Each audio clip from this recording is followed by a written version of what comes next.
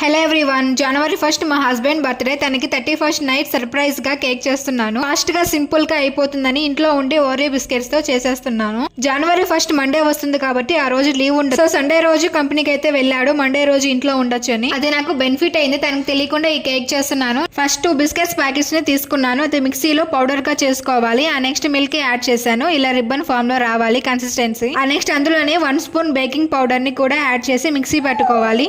మనం కేక్ ఎందులో చేస్తామో ఆ బౌల్ కి ఆయిల్ అప్లై చేసి పెట్టుకోవాలి. ప్రిపేర్ చేసుకున్న కేక్ బ్యాటర్ ని అందులో వేసి కింద ట్యాప్ చేయాలి. బబుల్స్ ఏమన్నా ఉంటే పోతాయి. అందులోనే ఎండు ద్రాక్ష కూడా యాడ్ చేశాను. ఒక పెద్ద బౌల్ లో స్టాండ్ పెట్టి దానిపైన కేక్ బౌల్ ని పెట్టాను. లో ఫ్లేమ్ లో బేక్ చేశాను. 30 మినిట్స్ తర్వాత కేక్ అయితే రెడీ అయిపోయింది. కంప్లీట్ గా చల్లారాక ఒక ప్లేట్ లోకి అయితే తీసుకున్నాను. అడుగు చాలా తక్కువగా అంటింది.